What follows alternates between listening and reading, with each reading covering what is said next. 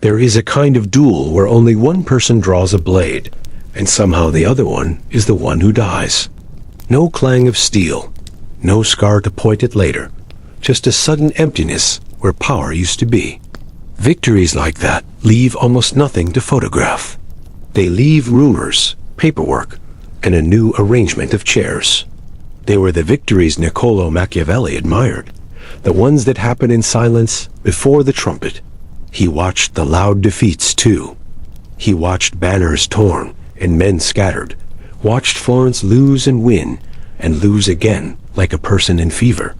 But he had a strange respect for the quiet. He liked the moment when a city opened its gates before dawn, because the captain at the wall had been paid, the way a door opens to a familiar knock. He liked the way fear travels faster than soldiers. He liked how a sentence, delivered at the right hour in the right corridor, can change the map more quickly than a catapult. If you ask what it means to win without fighting, he would point to the corridor, not the battlefield. When we say Machiavellian, we mean cold, we mean ruthless, we mean the villain with the velvet voice. The word has been used like a hiss for centuries. But if you sit with the man himself at a rough wooden table in exile winter, pressing at the shutters, you meet someone more complicated. A civil servant who lost his job when a regime changed, who was arrested, tortured, then let go into a life of poverty, who wrote his masterpiece at night after chopping wood and playing cards with farmers. He drank wine and put on courtly clothes in his mind once the lamps were lit, then conversed with the dead, Livy, Tacitus, Plutarch, learning their secrets. He wasn't writing from a throne. He was writing from a wound. He gave us a grammar of power as it behaves, not as it's supposed to behave. He wrote about the fox and the lion because he'd seen both in the same body. He wrote that a prince must learn not to be good, when goodness is the mask the enemy expects, when goodness is the knife handed to your back. He said it because Florence had been a carousel of piety and brutality, devotion and betrayal, incense and smoke. He loved his republic, but he thought honesty about how people are was a better defense than sermons about how they should be. Moralists accused him of breaking the covenant. He thought he was translating it into a language that could survive a siege. Winning without fighting is not a party trick. It is the art of arranging the world so that conflict spends itself before it can reach you. It looks like foresight, but it is really literacy in human temperature. When fear is rising, do this. When hope is cheap, do that. When the crowd needs a face, give them a face they can love, and make sure the face belongs to your ally, not to the weather vane. It is not about miracles of charisma, so much as the choreography of expectations. In every age, that choreography changes clothes, papal bulls, printed pamphlets, radio speeches, algorithmic feeds, but the steps remain familiar to anyone who has ever tried to change the mood of a room without touching a single person inside it. Machiavelli knew that the battlefield is only the last debate. The earlier debates happen in law, in ritual, in rumor, in appointments to offices nobody looks at until the day they matter. They happen when you choose which stories get told to children and which ones go missing. They happen in the timings, the tax announced on a holiday, the punishment delivered before breakfast, the mercy granted in public at a calculated hour when the sidious eyes are damp and grateful. The sword is a punctuation mark. The sentence was written elsewhere. Florence taught him by showing him what happens when you mistake theater for law. He had watched Savonarola, the preacher who set the city on fire with holiness, collect the vanities and burn them in the square. Mirrors, dresses, paintings that looked too alive. The crowd loved the cleansing until they didn't. Then the same square ate Savonarola himself. Machiavelli took notes. He asked, what changes hearts? What changes hands? How do you hold a thing invisible and make it govern the visible? What, in other words, is power when it doesn't look like power? To answer those questions, he wrote about cruelty well used and cruelty badly used, a distinction so offensive that people still attack him for making it. He wasn't defending cruelty. He was acknowledging that it existed, that it had effects that could be measured, and that when used in a certain way briefly, decisively, and not at all, it prevented the chronic sabotage of 1,000 smaller brutalities. He said it because he'd seen rulers perform kindness like a play while letting the city rot backstage. He would prefer clean hands. He knew that history didn't offer many. The hook is simple. The most Machiavellian tactic is not deception, not force, but choosing the field. He calls it fortuna, and vert the river and the bank. You cannot stop the flood, but you can build embankments in the dry season. If you build them well, when the river rises, it will rage where you wanted it to go. That is not domination of nature. It is intimacy with it. It is knowing rhythms, not just making threats. Winning without fighting is about arranging the bank. Listen closely, because this is where the story slides beneath your life. You think power is what kings do. But power is also what your office does, what your family does, what your culture does when it turns or doesn't turn to face a hard fact. You see it when a newcomer in your workplace rises without ever speaking loudly, just by making themselves impossible to replace. You see it when a movement changes the words everyone uses, and suddenly the old phrases taste wrong. You see it when a person refuses a baited argument, and the baiter, confused, wanders away holding a hook. There are ways to arrange the bank in a human conversation. There are ways to let the flood spend itself without drowning your house. Machiavelli is accused of teaching manipulation. He is better understood as teaching clarity. He refuses to pretend that love and fear are symmetrical currencies. He refuses to pretend that promises stick when they are spoken against the grain of human appetite. He refuses to pretend that virtue can defend a city by itself when the city is governed by ceremony and the enemy is governed by hunger. He would prefer a republic with institutions that make goodness easier and malice expensive. But when the wind shifted, he advised the captain how to keep the ship from turning turtle. It is not beautiful, but it is bracing. And it is relevant because the winds are never finished with us. There is one more thing, and it is not small. Machiavelli knew that overt violence is expensive. It creates martyrs. It destroys the wealth you hope to rule. It turns the neutral into enemies. Subtlety is cheaper, cleaner, and this is the part we hate, often more merciful than the alternatives. The best victory is when the other side thinks it decided to surrender. The most durable order is the one that feels natural. You can call that sinister, or you can call it the way human beings survive living together without tearing each other to ribbons every time they need to change a law. We are going to walk through rooms where decision made costume. We are going to watch a duke win cities with feasts and then with a rope. We are going to see how a republic rises out of myths and then eats itself because the myths go unexamined. Along the way, we will notice how much of this is happening now, how marketing departments borrow from princes, how institutions fossilize their founding fears, how we, ordinary and unroyal, stage small bloodless coups in our families and our inboxes. This is not an instruction manual. This is a mirror. And in it, you will see tactics that make enemies unnecessary by making resistance irrelevant. Start with a door. Behind it, 5 men who have sworn to kill you. In front of it, a smile.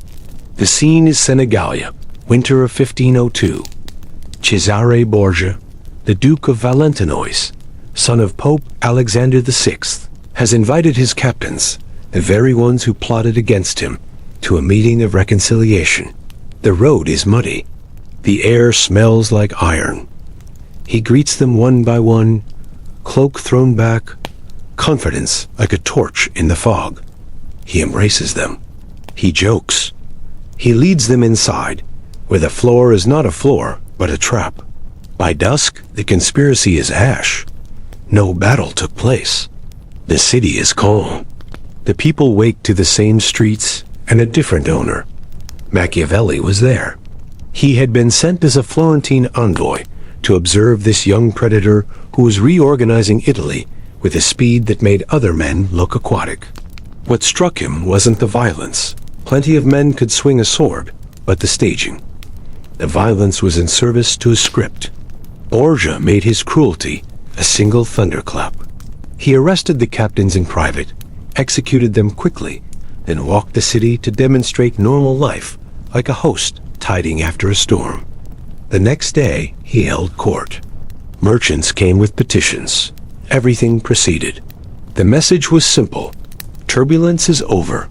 This, Machiavelli thought, is cruelty well used, not because it is good, but because it is bounded, theatrical, designed to end fear by performing it. Even the victims died inside a story that made sense to the living. Do not imitate him, Machiavelli is not saying. Understand him. Understand the arithmetic in his head. If you must be dangerous, be briefly dangerous, and make sure the city sees you put away the knife. There are few things more expensive than an unfinished brutality. It breeds revenge like flies. Far better to cut once, cut clean, and give people a season of crops to talk about. The technique here is not a trick. It is a rhythm. It acknowledges that memory decays, and that gratitude grows in well-tended soil. It uses time the way we use interest, to pay off a debt of terror by overpaying in peace. This is the climate where winning without fighting thrives, because fighting is a last resort for amateurs. The professionals work with atmospheres. They handle rumor the way a surgeon handles blood carefully and without flinching. Consider Savonarola, the Dominican friar whose sermons turned Florence into a choir. He thundered against corruption. He promised a covenant. He made prophecy the architecture of daily life. For a while, his voice was victory without blades. Men burned their paintings. Women cut their hair. Children became little officers of virtue, collecting vanity like tax. The city was a theater of purity. Then he refused to compromise with the Pope, and the machinery of devotion that had lifted him up began to turn. Machiavelli watched as a single tested trial by fire in the square was arranged. The trial was theater too, dangerous theater. Walk through flames to prove divine favor. It was rained out. People laughed. The spell broke. Savonarola's enemies made sure the failure was read as fate withdrawing its blessing. Within days, the same square that had burned luxuries burned the man who told it to. Again, almost no battle. Just a change in the temperature of the crowd. Machiavelli mistrusted crowds and adored them. He thought they could be wiser than princes when properly organized, and more foolish than beasts when irritated with the wrong words. Manipulators call crowds stupid. He called them strong. He advised, therefore, that a leader joining a crowd should do so as a student of weather. Know when to raise banners, know when to tear them down yourself before the wind does it for you. Know when to leave the field and let a bad idea die of its own weight without opposition. He knew that every movement has an immune system. If you push too directly, you make the thing you hate stronger. If you understand immunity, you can channel it. He wrote a little book to that effect and called it The Prince. Even more than princes, he loved republics. In his Discourses on Livy, he described how a free city wins without fighting by distributing ambition across institutions that discipline it. A senate to restrain the people when they rush. Tribunes to restrain the nobles when they plot laws, to restrain everyone when fear heats their blood. He liked conflict when it was ritualized the way Romans ritualized wrestling, with rules on clean ground, ending in a handshake. He thought a city without legal turbulence was doomed, because suppressed pressure finds a crack and explodes. Better to put the steam to work turning the city's wheels. The tactics, he observed, were rarely about the last act. They looked like appointments made months in advance. They looked like festivals scheduled on dates that reminded the public who they were. They looked like coin designs and street names, and the granting of small favors that knitted loyalty while leaving dignity intact. He admired Ferdinand of Aragon, not because the Spanish king was good, but because he understood sport war as spectacle. Ferdinand picked fights he could win, loudly, then made the victories into ceremonies that trained the people to associate glory with his person. The wars, like advertisements, were not about the conquests. They were about the idea of the king. You already know this in your body. Think of the last time you argued with someone who wanted you angry. The room was a trap. The only way to win would have been to not walk in. If you did walk in, the only way to win without fighting would have been to change the subject and mean it. To move the conversation from the theater they built, where you are the villain, where they are the judge, to a place where both of you could notice why you were even there. This is not a technique. It is a decision about where your life actually takes place. Machiavelli would have recognized it. He would have said you changed the field. His most radical claim is that appearances are not lies. They are instruments. He didn't say be false. He said understand that people read you before they hear you. If your aim is a peaceful city, dress its keeper like someone who keeps things. If your aim is a calm household, show the household calm. He would tell a prince to learn how to act, not because acting is deceit, but because humans are visual animals and trust what their eyes can bear. He wasn't asking for masks. He was asking for coherence. It is not hypocrisy to make your face match your aim. It is hypocrisy to make your face your aim. And then there is fear. He did not flinch from it. He said it plainly. It is better to be feared than loved if you cannot be both, because fear is within your control, and love is not. The sentence is often quoted as a license to terrify. It isn't. Its second half matters. A wise prince must avoid being hated. Fear without hatred is a delicate chemistry that can only be achieved when you are seen as necessary and predictable. The moment fear spills into contempt, you are a dead man walking, even if your heart beats for 20 more years. Machiavelli was not explaining how to be a monster. He was explaining how monsters fall. This is the suspense in his work, the wire between what is necessary and what is unforgivable, between quiet manipulations that make justice possible and quiet manipulations that corrode it from within. He did not provide a map to goodness. He provided a map to consequences. You can draw your own city with those lines. You can also, if you're honest, recognize how often you've been moved by them already, how a boss controlled a schedule and controlled your life, how a state controlled a syllabus and controlled memory, how a platform controlled a feed and controlled your attention. Power wins without fighting by inventing the normal and inviting you to live there. Tilt the map. The rivers rearrange themselves. You notice that the city walls were never the real walls. They were symbols that trained your eyes to look in the wrong place. The true walls are time and custom, the calendar and the story.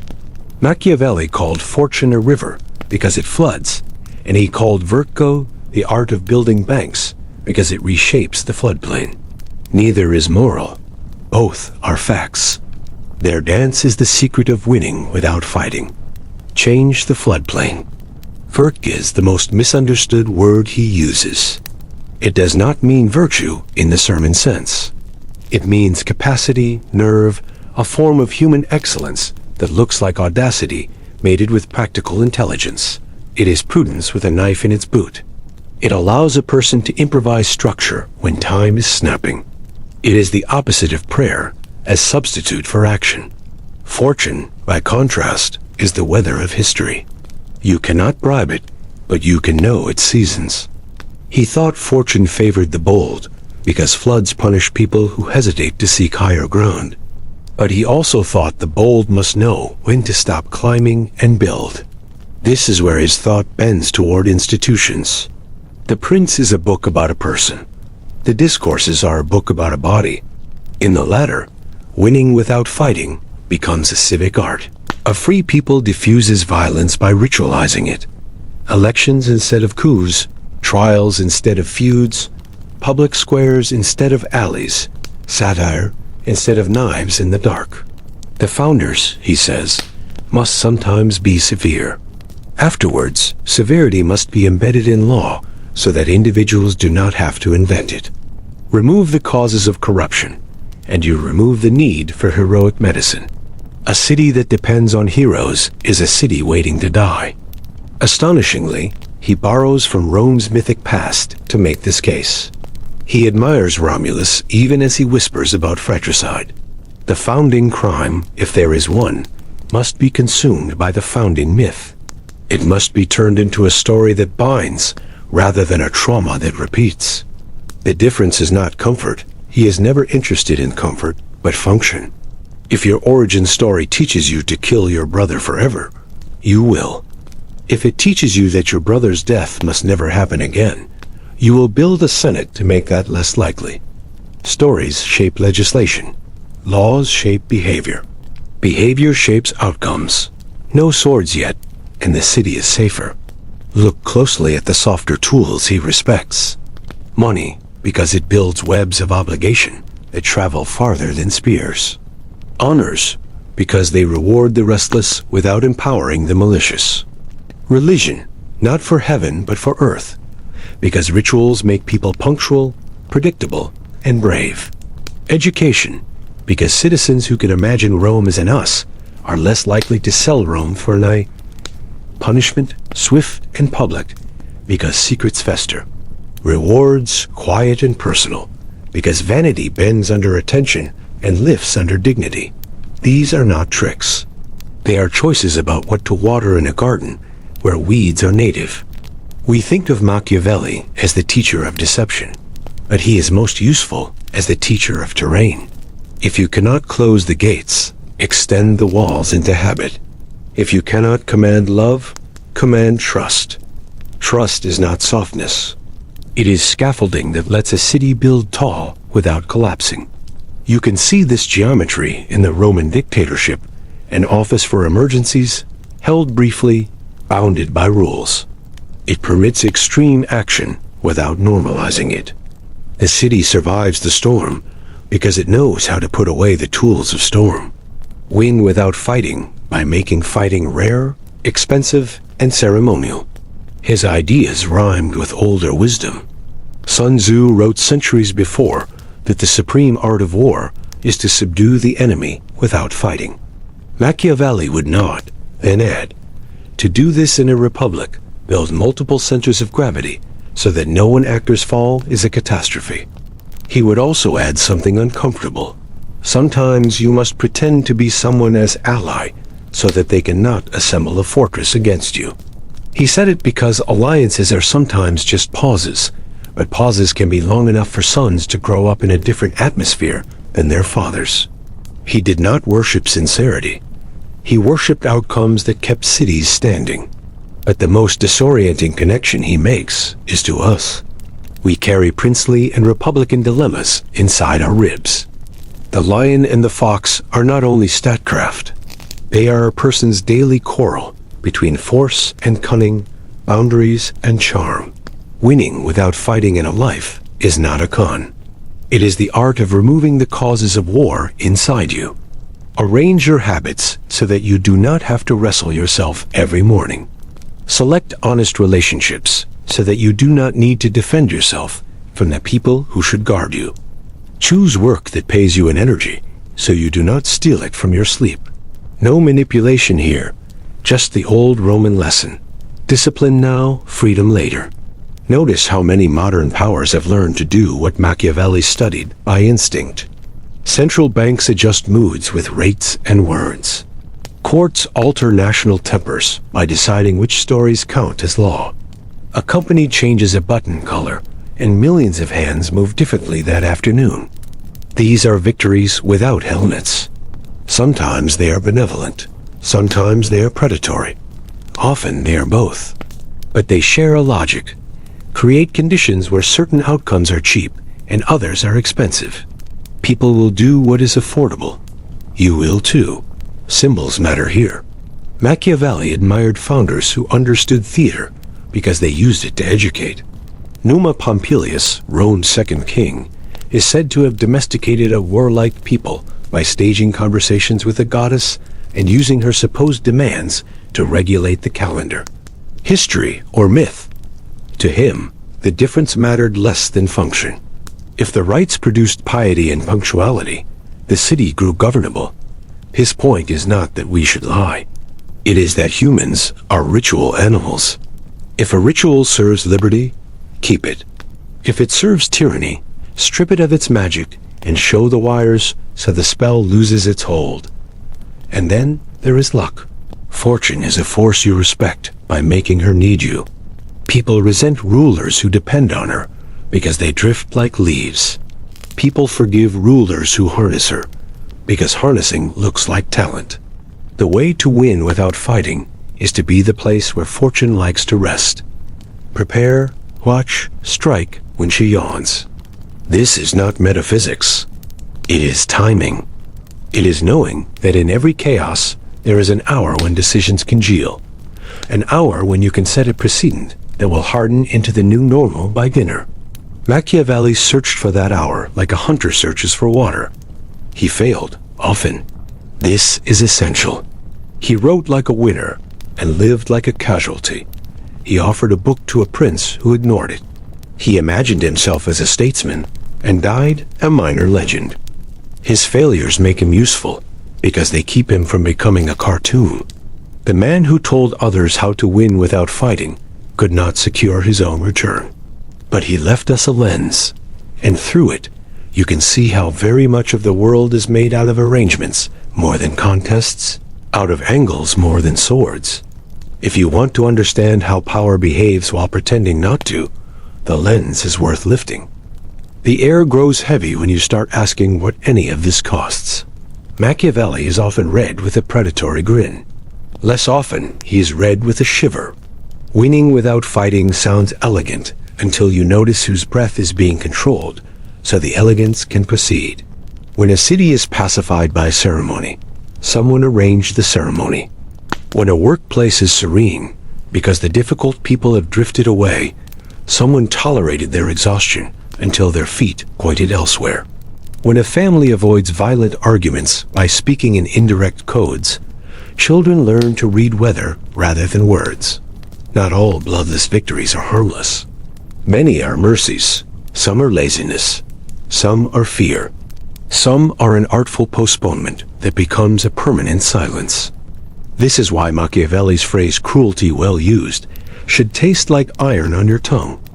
He is not asking you to adopt it. He is asking you to know when you are adopting it anyway, under nicer names. He saw men pray while signing orders that starved villages. He saw men toast peace while sending boys to die to improve a dowry. He watched the theater of goodness, and he wrote a backstage manual so that at least those who pulled the ropes would feel the ropes burning their palms. If you cannot avoid power, he is saying, become literate in its temperature, so you can choose when to open the windows and when to nail them shut. There is another cost, the loneliness of the fox. The lion announces himself and sleeps. The fox never sleeps. If you win without fighting by arranging atmospheres, you will never be sure whether the air you breathe is clean. You will suspect your own motives because they worked. You will watch people love you and wonder if they love the calendar you built. You will be tempted to test their affection, the way the insecure test bridges, by rocking them. Many conquerors are not bored by peace. They are made uneasy by it.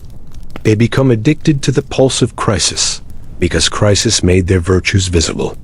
To keep winning without fighting, they create small storms. They call it vigilance. Their people call it weather. Machiavelli understood this trap and tried to spring it with law.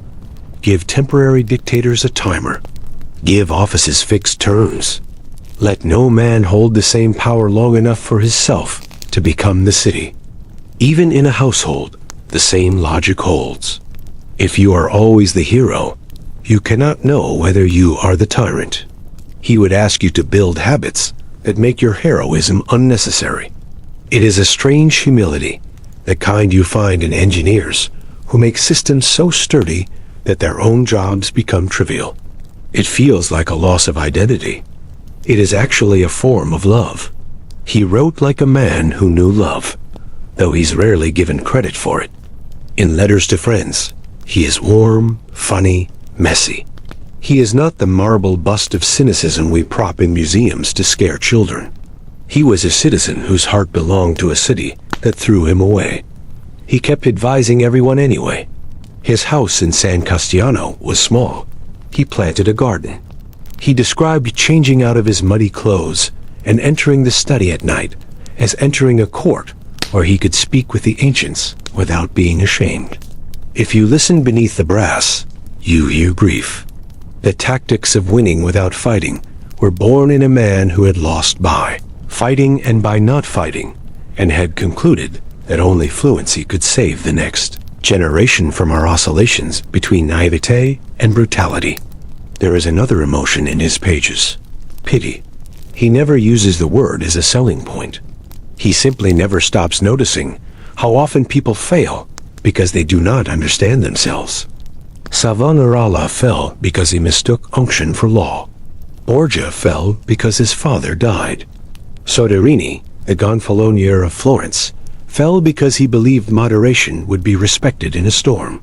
Ordinary men fell because they mistook their own hunger for destiny.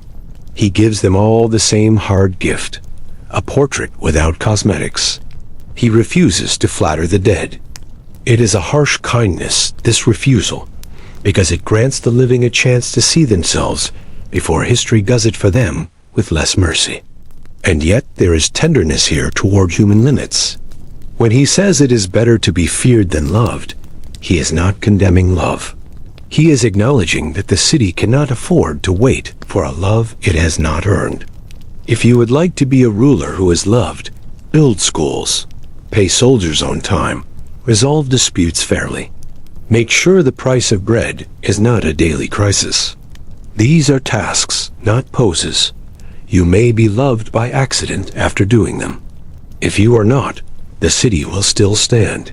He is caught between what is desirable and what is possible, and keeps choosing the possible, not because it is glamorous, but because children grow better in it. There is also the question of our smaller empires, the ones no one writes books about. If you try to win without fighting, by finessing a colleague into doing what you want without their noticing, who are you becoming? If you arrange your marriage a little too often, drifting into gentle coercion because you are good with words, what is that victory worth? The tactics are the same, whether you are a prince or a person. The stakes are different. He would not absolve you. He would ask you without blinking, did the outcome serve liberty or fear? Are you building embankments that protect the household from flood? Or are you altering the river so that it runs through your chair? There is a clean version of winning without fighting, and it has nothing to do with tricks. It is the decision not to humiliate.